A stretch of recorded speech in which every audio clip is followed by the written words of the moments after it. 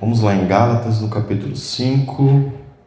Gálatas, capítulo 5. Abra a sua Bíblia, por favor. Nós vamos continuar o estudo bíblico que estamos fazendo. E hoje o tema será a liberdade cristã. Nós vamos estudar o texto que vai de Gálatas, capítulo 5, do versículo 1 ao versículo 12. Amém? Vamos fazer a leitura. Para a liberdade foi que Cristo nos libertou, e por isso permaneçam firmes e não se submetam de novo a jugo de escravidão. Eu, Paulo, lhes digo que, se vocês se deixarem circuncidar, Cristo não terá valor nenhum para vocês. De novo, testifico a todo homem que se deixa circuncidar, que o mesmo está obrigado a guardar toda a lei. Vocês que procuram justificar-se pela lei, estão separados de Cristo.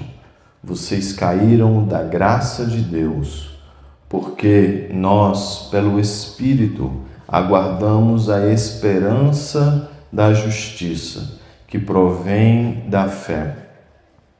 Porque em Cristo Jesus, nem a circuncisão, nem a incircuncisão tem valor algum, mas a fé que atua pelo amor. Vocês vinham correndo bem. Quem os impediu de continuar a obedecer à verdade? Esta persuasão não vem daquele que os chamou.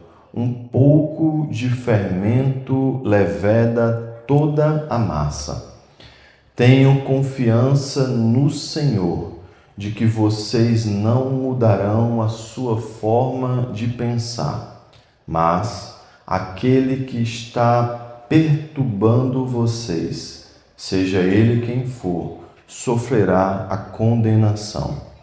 Mas, irmãos, se ainda prego a circuncisão, por que continuo sendo perseguido? Nesse caso, estaria desfeito o escândalo da cruz. Quem dera até se mutilassem aqueles que estão perturbando vocês. Amém? Vamos orar? Senhor Deus, muito obrigado pela oportunidade de juntos aprendermos da Tua Palavra, Pai. Abençoa, Senhor, no nome de Jesus, esse estudo bíblico, Deus. Que possamos crescer em graça, em conhecimento, aprender mais de Ti. Que Teu Espírito Santo venha nos direcionar de acordo com a Tua vontade. Em nome de Jesus, amém. Amém, irmãos. Nós estamos continuando hoje o estudo bíblico que está direcionado aqui em Gálatas, né? Nós já estamos finalizando o livro de Gálatas, mas algumas aulas nós vamos concluir. E nós temos visto o apóstolo Paulo ensinando a esses irmãos de Gálatas a respeito da salvação, pedindo a eles que eles não voltem aos rudimentos, né? A forma como eles tinham vivido antes de conhecer a Cristo e a sua graça, a sua bondade. Agora, no capítulo 5, o apóstolo Paulo vai falar a respeito de uma liberdade cristã que nós temos por meio de Jesus Cristo. E é um fato que a humanidade sempre buscou liberdade. Em toda a sua história, em todo o movimento que já existiu nesse mundo, a humanidade sempre buscou essa liberdade, seja política, social ou até mesmo pessoal. No entanto, a Bíblia revela que a verdadeira escravidão, aqui no contexto que nós estamos vendo, ela é espiritual, né? A escravidão do pecado, que veio de acordo com a lei que eles estão vivendo, e não como meio de justificação para a salvação através de Cristo. Então, nesse capítulo 5, nessa primeira parte que nós vamos ver hoje, nós vamos ver que Paulo está tentando mostrar a esses irmãos que Cristo nos libertou verdadeiramente para vivermos em santidade e amor. Não um evangelho de legalismo, como nós vimos nas últimas aulas, né? Não esse legalismo que impõe às pessoas normas e regras, mas também não em libertinagem, uma vez que nós precisamos aprender a separar as coisas. Uma coisa é a salvação pela graça por Cristo, outra coisa é a santidade que Deus almeja para as nossas vidas. Cristo nos libertou desses legalismos, desses regulamentos e cerimônias judaicas. Mas é importante entender, irmãos, que uma vez que nós fomos livres das cerimônias, dos aparatos que aquele povo tinha, né, as obrigações, mas isso não quer dizer que o Senhor nos libertou dos padrões morais de Deus. Não quer dizer que o Senhor nos afastou dessa moralidade santa que Ele existe em nós. Então hoje nós vamos entender essa diferença e aprender mais disso. Vamos fazer um estudo aqui de versículo a versículo para entendermos. Versículo 1 diz assim: para a liberdade foi que Cristo nos libertou, e por isso permaneçam firmes e não se submetam de novo a jugo de escravidão. A liberdade aqui fala de uma emancipação, né? Uma libertação. É algo como nós tínhamos um jugo. Os mais antigos aqui vão lembrar o que é o jugo, né? Aquela peça de madeira que se coloca em cima do boi para controlar ele, e onde dá um peso, contrai ele, né? Faz força em cima dele. Dá uma sujeição, algo que aqui o apóstolo Paulo está fazendo uma comparação em um sistema legalista. E ele está olhando para esses irmãos e está dizendo: olha, Cristo nos libertou desse jugo, Cristo nos livrou disso. Mas para quê? Para a liberdade nele. Então, uma vez que nós fomos libertos dessa canga, dessa sujeição, desse peso, agora nós somos livres através de Cristo. Mas ele faz um apelo aqui, ele usa 3 verbos imperativos nesses irmãos, quando ele diz: olha, permaneçam firmes e submetam-se a isso. Então Paulo está olhando para eles e está dizendo: uma vez que vocês foram libertos desta escravidão do mundo, uma vez que vocês foram livres desses aparatos que as pessoas querem colocar em vocês, agora vocês devem permanecer. E se nós olharmos para um contexto da igreja hoje, nas nossas vidas, quantos irmãos foram libertos do mundo, estão na igreja, mas têm saudade deste mundo? Eu tenho uma brincadeira que eu sempre gosto de fazer. Quantos irmãos saíram do Egito, foram libertos do Egito, mas têm saudade do Egito? Como o povo de Hebreu dizia no deserto: eu estou com saudade das cebolas de Faraó. Não é diferente na igreja. Muitos irmãos já foram livres do pecado, já alcançaram a sua salvação, foram libertos pela graça de Deus, mas continuam com saudade desse jugo pesado. Tem saudades do mundo, tem saudade dos prazeres que o mundo pode oferecer. E o que o apóstolo Paulo está olhando para eles, está dizendo: olha, permaneçam firmes, algo firme, imperativo, permaneçam, se submetam a esta vontade de Deus. Porque Cristo, irmãos, ele não nos liberta para a anarquia, mas para uma obediência a Deus. Então Paulo não apenas está falando para esses irmãos que eles devem ser livres, mas que eles devem perseverar nessa liberdade. Muitos que vivem no nosso meio precisam aprender isso, que uma vez que nós fomos libertos, a salvação ela veio gratuitamente, é um fato, mas o desejo de Deus para as nossas vidas é muito maior. Ele quer ver todos crescendo, Deus quer ver todos servindo, todos libertos, todos alcançando algo maior. Mas para isso nós precisamos permanecer. Já no versículo 2, o apóstolo Paulo vai dizer assim: eu, Paulo, lhes digo que se vocês se deixarem circuncidar, Cristo não terá valor nenhum para vocês. Vamos completar aqui no versículo 4, porque está conectado. Vocês que já procuram justificar-se pela lei, estão separados de Cristo. Vocês caíram da graça de Deus. O que Paulo está dizendo aqui é que aqueles que, uma vez que foram salvos, uma vez que foram libertos, uma vez que alcançaram esta liberdade do Senhor, uma vez que eles tentam voltar a estas práticas antigas, e circuncidar, mas aqui vamos trazer para a nossa realidade de hoje. Aqueles que tentam voltar para este mundo, para aquilo que ele foi liberto um dia, Paulo está olhando para ele e está dizendo, olha, então você está obrigado de toda a lei. Basicamente, você está desprezando a graça de Deus.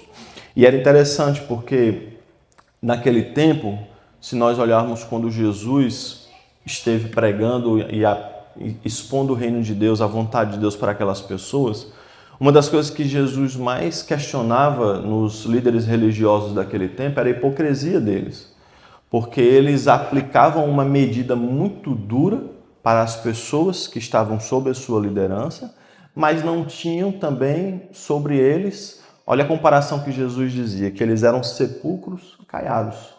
Então, por fora eles estavam ornamentados, mas por dentro estavam mortos. A ideia que Jesus aplicava ali era o seguinte, olha, vocês viviam nesse mundo, vocês estão apresentando uma figura de santidade para esse mundo quando vocês não seguem isso. Então, Paulo está olhando para eles e está dizendo, se vocês estão querendo circuncidar, porque as pessoas estão dizendo para vocês que é desta forma, ok, mas agora vocês devem então guardar toda a lei. E, amados irmãos, ninguém consegue guardar toda aquela lei. Ninguém consegue ter essa santidade. Por isso que Jesus veio para nos salvar. Porque por nossas forças nós não conseguiríamos ser salvos. Amém? Então, o que ele vai dizer? Olha, a salvação é exclusivista. É Cristo e nada mais. Somos separados por Cristo.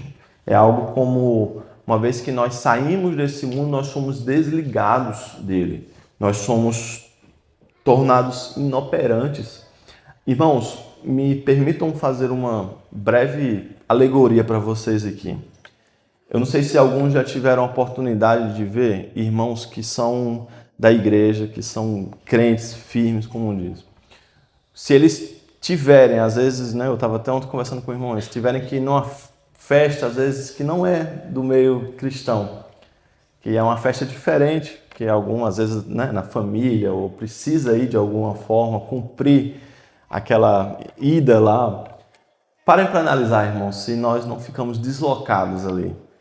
Tá? É uma música que nós não escutamos, é algo que nós não ingerimos, é uma conversa que nós não fazemos parte. E às vezes nós olhamos para aquilo e nós dizemos, ok, eu estou aqui porque eu amo essas pessoas, mas eu não faço parte disso daqui. É aquilo que Deus diz, vocês não são desse mundo. Nós somos passageiros, peregrinos aqui. Então, quando nós olhamos para isso daqui, irmãos, é a mesma coisa que esses irmãos estavam fazendo. Quando eles estão tentando voltar por causa de cerimônias, para se parecer santo para outras pessoas, Paulo está olhando para eles e está dizendo, então tá bom, se por isso vocês querem fazer, então vocês vão ter que cumprir tudo agora. Então, se Jesus trouxer para o contexto que nós vivemos, nós não pertencemos a isso lá fora. Infelizmente, nós precisamos ir trabalhar, viver aquela vida, conviver com pessoas que não vivem da mesma realidade que nós vivemos e precisamos ser sal e luz.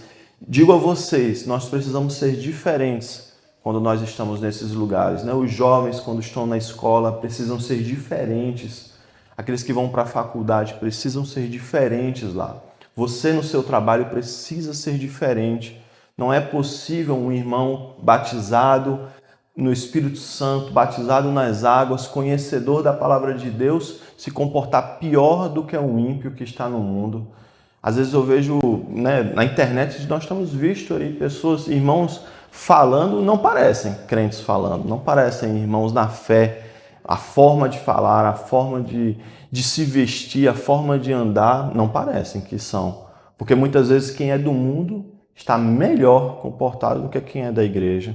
Então, se nós não pertencemos àquilo, se nós não vivemos aquilo, nós somos apenas passageiros daquilo. Mas uma vez que alguns têm saudade daquilo, irmãos, Paulo está olhando para eles, então tá bom. Se vocês têm saudade disso, vocês precisam viver tudo isso. Aglomerar tudo, guardar toda essa lei. E esse legalismo ele é fatal, irmãos, porque quem se justifica por esta lei, como eles estavam fazendo, é pela lei que precisa alcançar a sua salvação. E não vai alcançar, Porque nós vivemos pela graça. Somente pela graça. Amém? Versículo 5 em diante, o apóstolo Paulo agora vai dizer assim: porque nós, pelo Espírito, aguardamos a esperança da justiça que provém da fé.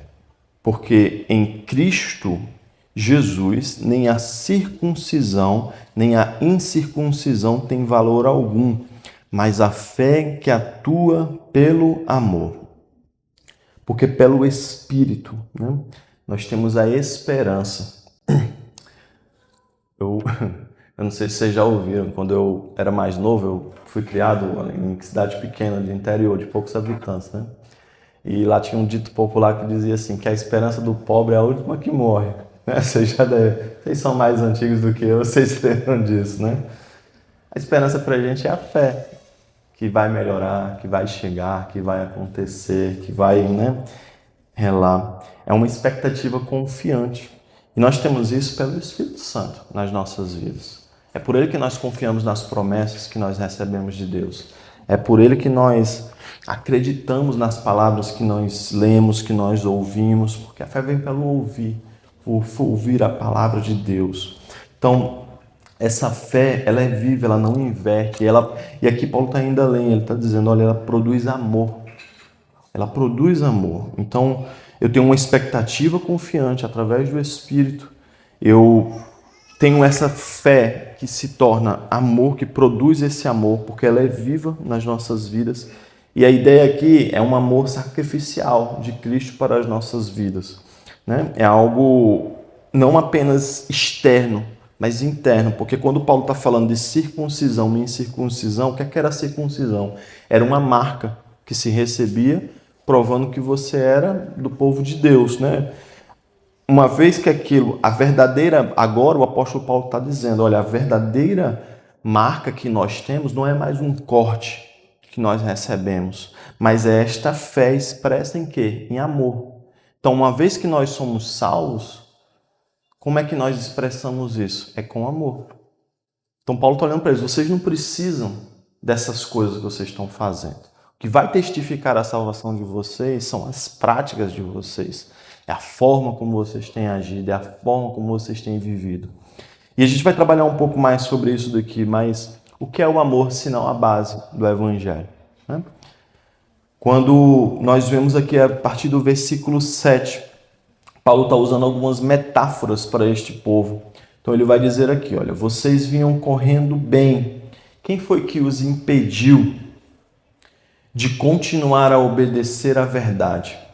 Esta persuasão não vem daquele que os chamou. Um pouco de fermento leveda toda a massa. Tenho confiança no Senhor de que vocês não mudarão a sua forma de pensar. Mas aquele que está perturbando vocês, seja ele quem for, sofrerá a condenação. Um pouco de fermento leveda toda a massa. Eu olho para esse texto aqui. O apóstolo Paulo é uma constatação que ele está fazendo e que muitos líderes têm feito na vida de pessoas. O que é que aconteceu com vocês? Porque vocês estavam correndo bem esta carreira. É igual quando você é um líder espiritual, um pai na fé de alguma pessoa, de algum irmão, e você vê aquele irmão declinando na fé. E qual é a sua primeira atitude? Convidar ele para vir mais, orar, né? É o correto.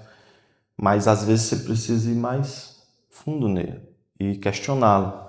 E o questionamento que o apóstolo Paulo está fazendo é de um pai para filho aqui. Está dizendo, vocês estavam indo tão bem. Quem foi que impediu vocês de continuar a obedecer? E eu vou um pouco além aqui. Não existe nada mais perturbador, não existe nada mais danoso para um cristão do que péssimas companhias. Porque quem afastou estes Gálatas da presença verdadeira de Deus e da doutrina correta e colocou heresia nas vidas deles foram companhias, foram pessoas que estavam com ele. Paulo agora está olhando para eles e está dizendo: quem foi que fez isso na vida de vocês? E o mesmo Paulo que escreve lá em 1 Coríntios, no capítulo 15 e no versículo 33, quando ele diz assim: olha, as más companhias corrompem os bons costumes. Quantos jovens da igreja, e eu não estou falando desta igreja, estou falando da igreja cristã do Senhor, já se desviaram por causa de amizades? Podemos dizer impossível, porque a conta não consegue ser feita. Quem é mais antigo de igreja sabe quantas vezes nós já nos vimos pais com a mão na cabeça porque seus filhos estão com más companhias. Quantas pessoas estão indo bem na caminhada cristã e rever aquele amigo antigo da festa que leva ele, aí daqui a pouco parou de ir para a igreja, deixou de ter a comunhão com Deus, porque a má companhia corrompeu o bom costume. Muitos jovens foram criados dentro da igreja e quando chegou à faculdade, no college, se afastou do caminho porque conheceu amizades que não deveriam ter sido conhecidas. Porque não entenderam isso daqui. Porque não entenderam que estas más companhias, e Paulo está usando uma forma, uma alegoria interessante, porque ele está dizendo aqui, olha, primeiro, esta persuasão, que é isso daqui, olha, esta imposição que eles estão fazendo, esta forma de falar que eles estão fazendo, não vem de Deus. Então, se algo te tira da doutrina verdadeira, primeiro é heresia. Segundo, não vem de Deus. Uma vez que não vem de Deus, aí ele está olhando para ele e está dizendo aqui, isso aqui é... Ele faz... Os irmãos ou as irmãs que cozinham sabem o que é isso. Um pouco de fermento, acabou o bolo. Quem sabe fazer um bolo aqui? Se errar na medida ali, perdeu a mão. Acabou. Aí ele está olhando e está dizendo isso aqui, olha. Um pouco desse fermento leveda toda a massa. Um pouco, irmãos. E não precisa... Isso aqui é interessante. Não precisa de muito. Não precisa de muito. Não é um grande grupo, não são muitos dias. É só apenas um pouco. E desde quando inventaram esse negócio de isso não tem problema, nada a ver, eu posso, tá tudo certo, depois eu resolvo, é um pouco de fermento nas nossas vidas. Paulo está olhando para ele e está dizendo, olha, primeiro ele está usando isso daqui como uma ideia de um erro doutrinário, que mesmo pequeno, mas ele está corrompendo aquela igreja da Galácia, certo? Ele está olhando para esses irmãos e trazendo também para uma realidade que é para hoje, para as nossas vidas, onde ele está dizendo, no entendimento aqui, persuadiram vocês, então más companhias vão corromper essas pessoas, né? Eu que sou de uma cidade de praia, já em João Pessoa, eu lembro quando eu era mais garoto, que quando chegava a época de carnaval, Fábio, alguns irmãos, jovens da igreja, diziam que ia evangelizar lá nos carnavais. Vocês estão lembrados dessas coisas? Lá no Goiás não sei se tem isso, não, mas lá no Nordeste, que é praia, tem, né? Eu não sei que evangelismo era esse, mas voltava tudo desviado depois. Aí tinha que mudar tudo de novo. É isso, irmãos. Pouco. A ideia às vezes é boa. A ideia às vezes é boa, mas não é o momento para aquilo. Tem pessoas que não vão ser ganhas apenas com palavras, mas com jejum e oração, com clamor pela vida deles, tá certo? Então, olhando para o contexto também aqui do texto, ele está dizendo a respeito dessa doutrina, a doutrina importa, e eu não estou falando de costumes, eu estou falando de doutrina bíblica, ensino bíblico importa, porque essas heresias, elas não são inofensivas, elas contaminam toda essa comunidade, como contaminou a comunidade dos Gálatas. E quantas outras a gente vê no nosso meio, cheios de heresias que estão contaminadas. Existe uma boa vontade, eles querem fazer o melhor, mas não estão seguindo a doutrina verdadeira de Cristo. Tá certo? Para finalizar essa primeira parte aqui no versículo 11, ele vai dizer assim, Gálatas 5:11. Mas, irmãos, se ainda prego a circuncisão, porque continuo sendo perseguido. Neste caso, estaria desfeito o escândalo da cruz. Quem dera, até se mutilassem aqueles que estão perturbando vocês. Paulo continua dizendo para eles a respeito da circuncisão, e ele existia naquele tempo aqui aquelas pessoas que não acreditavam no apostolado dele e distorciam as palavras dele. uma vez que ele não era, né, como eles gostavam de dizer, um dos 12, ele não estava apto para ser um apóstolo e a doutrina que ele ensinava não era verdadeira. Ele já fez defesas disso antes e nós vimos em outras aulas. Mas agora ele continua dizendo, olha, por que é que eu continuo sendo perseguido? Porque se eu estou pregando o que eles estão dizendo, o que eles estão falando, então essa palavra que ele usa é uma palavra forte, o escândalo da cruz. Né? Esta palavra que originalmente ela significava uma armadilha, um gatilho, ou talvez até uma pedra de tropeço. Mas, no contexto que o apóstolo Paulo, teológico, está fazendo, ele está falando de algo que ofende. E por que ele faz isso? Porque muitas pessoas naquele tempo rejeitavam aquilo, rejeitavam a crucificação. Então, quando Paulo está falando para essas pessoas e está dizendo o escândalo dessa cruz, vamos entender isso daqui. Para os judeus, no Antigo Testamento, era um escândalo. Basta você ler, porque significava o quê? A maldição. Deuteronômio 21, 23. Em Gálatas 3:13, se você voltar um pouquinho aí no seu livro, aí você vai ver que o apóstolo Paulo está dizendo aqui, olha, Cristo nos resgatou da maldição da lei, fazendo-se ele próprio maldição em nosso lugar. Porque está escrito, a referência de Deuteronômio, quando ele diz, maldito todo aquele que for pendurado no madeiro. Então, para eles que não criam nessa salvação, era um escândalo aquela cruz. Mas em contrapartida, você tinha também os gentios, que eram os que não tinham Deus, né? As pessoas fora do arraial judaico daquele tempo. Para eles também aquilo era loucura contra o quê? A sabedoria humana. Vamos ver aqui 1 Coríntios capítulo 1, versículo 3. 1 Coríntios 1, 23. Lembra que aqui em Coríntios Paulo está falando mais para uma região onde tem mais gentios. E Paulo está explicando a eles a respeito da mensagem da cruz. Vamos até ler a partir do 18, 1 Coríntios 1, 18, quando ele diz aqui: certamente a palavra da cruz é loucura para os que se perdem, mas para nós que somos salvos, ela é poder de Deus. Pois está escrito, destruirei a sabedoria dos sábios e aniquilarei a inteligência dos inteligentes. Onde está o sábio? Onde está o sábio? Onde está o escriba? Onde está o questionador deste mundo? Não é fato que Deus tornou louca a sabedoria deste mundo, visto que na sabedoria de Deus o mundo não conheceu por sua própria sabedoria. Deus achou por bem salvar os que creem por meio da loucura da pregação. Porque os judeus pedem sinais e os gregos buscam sabedoria, mas nós pregamos o Cristo crucificado, escândalo para os judeus e loucura para os gentios. Então o que Paulo está olhando para eles está dizendo, este escândalo da cruz que eles estão falando pode ser maldição para os judeus que não creem, mas também pode ser loucura para os gentios que buscavam sabedoria. Para analisar no contexto greco daquele tempo, os judeus, irmãos, eram conhecidos pelos seus estudos, pela escrita, pelos filósofos, pela forma de falar. Veja os exemplos, eles iam para as praças e lá falavam por horas as suas teorias de mundo, a filosofia que eles entendiam. Imagina alguém chegar para eles e dizer, a salvação se vem por um Deus que se fez carne pregado numa cruz. Para um lado, alguém olhava e dizia, é maldição. Para o outro lado, alguém olhava e dizia, é loucura.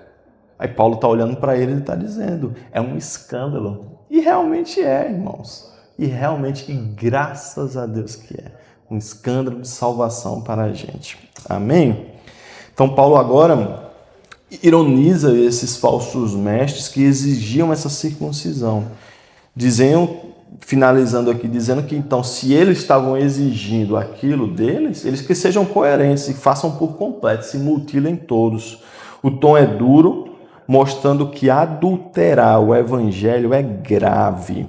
Por que ele fala isso? Vamos lá em Gálatas, no capítulo 1, quando ele faz a referência no versículo 8 e 9, quando ele diz, olha, mas ainda que nós, ou mesmo um anjo vindo do céu, pregue a vocês um evangelho diferente daquele que temos pregado, que esse seja anátema, maldito. Como já dissemos e agora repito, se alguém está pregando a vocês um evangelho diferente daquele que já receberam, que seja anátema. Que significa isso? Maldito. Então, a igreja, o verdadeiro ensino, por isso da importância, irmãos, dos estudos bíblicos, porque ela deve combater essas falsas doutrinas que são apresentadas. No caso dos Gálatas aqui, era uma salvação por obras, mas no nosso caso, todos os dias nós vemos, irmãos, falsas doutrinas, escândalos no meio cristão, escândalos no meio do evangelho, pessoas sem sabedoria, pregações que não deveriam ter sido feitas, estudos que não deveriam ter sido nem escritos, pensados, e a igreja, por falta de entendimento, aceita e recebe tudo aquilo. Então, muitos irmãos conseguem ficar 2, 3, 4 horas em um culto de revelação, onde sai Pix, CPF, revela tudo, do abdômen até o coisa. É profecia para tudo, de menino até cura de doença que não existe. Mas não conseguem ficar um tempo com a palavra de Deus, quando é a maior profecia que nós temos, é a palavra do Senhor. Para concluir aqui no versículo 13 ao 15, o apóstolo Paulo vai dizer aqui, olha, porque vocês, irmãos, foram chamados à liberdade, mas não usem a liberdade para dar ocasião à carne. Pelo contrário, sejam servos uns dos outros pelo amor. Porque toda lei se cumpre em um só preceito, a saber, ame o seu próximo como a você mesmo. Mas se vocês ficarem, essa parte é interessante, se vocês ficam mordendo e devorando uns aos outros, não tem na igreja não, tem? Tem não, né? Mas se vocês ficam mordendo e devorando uns aos outros, tenham cuidado para que não sejam mutuamente destruídos, né?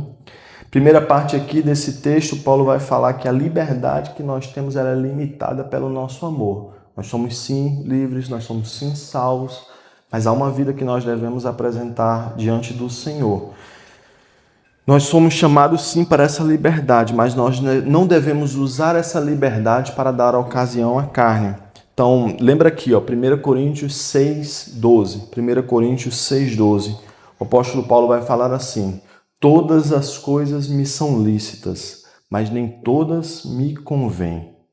Todas as coisas me são lícitas, mas eu não deixarei me dominar por nenhuma. Então, precisamos entender que a liberdade cristã, ela existe. Você é livre. Não é uma permissão, uma licença para viver da forma que nós queremos, para pecar, mas é um poder espiritual para servir e amar. Então, a ideia de Deus ter nos dado liberdade é para que nós tenhamos a nossa própria escolha de servir a Ele. Então, a renúncia que nós fazemos diariamente é a forma de amor que nós temos para servir ao Senhor. Mas, normalmente quem faz mais essas perguntas é quem está entrando na igreja. Mas quais são as maiores perguntas que o povo faz? Pastor, pode isso? Pastor, pode aquilo? Pastor, isso pode? Isso é pecado? Não é assim que todo mundo faz? Tudo certo. Paulo está respondendo aqui. Tudo me é lícito, mas não me convém. Não me convém. Uma vez que eu tenho essa liberdade, eu preciso usá-la com Cristo, para Cristo. Porque a nossa vida, irmãos, ela deve glorificar a Deus. Lembrem sempre disso. A nossa vida deve glorificar a Deus. E muitas vezes, a pessoa que trabalha com você, que você já viu na rua, que te acompanha na internet, que vê a vida que você tem, talvez essa pessoa não vai ter a oportunidade de ouvir a palavra de Deus. Mas ela vai ver a palavra de Deus através da sua vida. Então, se você não pode usar palavras para evangelizar ninguém, use o seu testemunho. Porque ele é muito eficaz. Porque muitos andam como crente, falam como crente, tem cacuete de crente, se veste de crente, mas não é crente. Então, pessoas perdem a oportunidade de evangelizar outras através da vida que elas levam. Porque elas entendem que têm uma liberdade e podem viver da forma que elas querem. Deus nunca aplicou isso para as nossas vidas. Deus diz que sem santificação é impossível ver a Ele. Então, liberdade é uma coisa, libertinagem é outra, totalmente diferente. Precisamos aprender a separar. E por fim, ele faz uma referência que diz, olha, a base de tudo se dá pelo amor, né? que nós devemos ser servos uns dos outros. E ele faz até o que eu entendo até que é uma brincadeira aqui, dizendo mordendo e devorando, né? Graças a Deus, nessa igreja isso não existe, né? Deixa isso aí para outros lugares. Mas brincadeiras à parte, irmãos, viver em comunidade não é fácil, né? Não é impossível que nos anos que vocês tenham de evangelho, vocês já tenham se desentendido com alguém dentro da igreja. Uma discordância, pensamentos diferentes. Mas a ideia é que nós não pensamos igual a ninguém, mas nós precisamos tentar ao máximo viver em paz, em comunhão com o nosso próximo. Lembrem-se, o amor é a base do nosso evangelho. Amados, você pode falar em línguas, ter dons espirituais, pregar bem demais, cantar igual os anjos cantam. Mas se não conseguir perdoar quem está do seu lado, aquele que te ofendeu, se não conseguir amar ao seu irmão, e eu vou um pouco além, se nós não conseguimos amar o nosso irmãozinho que senta na cadeirinha confortável da igreja do lado, como é que a gente vai amar esse irmão lá no céu? Já pararam para pensar nisso? Para encerrar, eu queria fazer uma leitura aqui em 1 Coríntios 13, apenas em concordância com o que o apóstolo Paulo está falando para esta igreja. 1 Coríntios 13, se você está com sua Bíblia, rapidinho esse capítulo para a gente concluir. Fala a respeito de que o amor é o dom supremo. Ainda que eu fale a língua dos homens e dos anjos, se não tiver amor, serei como o bronze que soa, ou como o símbolo que retine. Ainda que eu tenha o dom de profetizar e conheça todos os mistérios e toda a ciência, e ainda que eu tenha tamanha fé a ponto de transportar montes, se não tiver amor, nada serei. E ainda que eu distribua todos os meus bens entre os pobres, e ainda que entregue o meu próprio corpo para ser queimado, se não tiver amor, isso de nada me adiantará. O amor é paciente e bondoso. O amor não arde em ciúmes, não se envaidece e não é orgulhoso. E não se conduz de forma inconveniente, não busca os seus interesses, não se irrita, não se ressente do mal. O amor não se alegra com a injustiça, mas se alegra com a verdade. O amor tudo sofre, tudo crê, tudo espera, tudo suporta. O amor jamais acaba. Havendo profecias, desaparecerão. Havendo línguas, cessarão. Havendo ciência, passará. Pois o nosso conhecimento é incompleto e a nossa profecia é incompleta. Mas quando vier o que é completo, então o que é incompleto será aniquilado. Quando eu era menino, falava como menino, sentia como menino, pensava como menino. Quando cheguei a ser homem, desisti das coisas próprias de menino. Porque agora vemos como num espelho, de forma obscura. Depois veremos face a face. Agora meu conhecimento é incompleto. Depois conhecerei como também sou conhecido. Agora, pois, permanecem a fé, a esperança e o amor. Estes três, porém, o maior deles é o amor. Eu não vou vender facilidades. Não é fácil amar. Amar quem a gente que nos ama é muito fácil. Amar quem nos faz bem é muito fácil. Amar quem cuida da gente, quem quando a gente chega em casa tem uma comidinha pronta, né? Paga as nossas contas, cuida de nós, muito fácil. Mas nós precisamos nos esforçar para amar também quem nos ofende, quem fala de nós, quem nos afronta, quem nos ataca. Porque podemos ter todos os dons, podemos ter a excelência em tudo, mas se não tivermos o amor, nada disso nos aproveita. Amém? Que Deus abençoe vocês, guardem esse estudo no coração. Nas próximas aulas nós vamos aprender sobre os frutos do Espírito e da carne. E nós estamos concluindo, mas eu creio que mais 2, no máximo 3 aulas nós vamos acabar o livro de a Epístola de Gálatas, tá certo? Para que possamos avançar em um novo tema.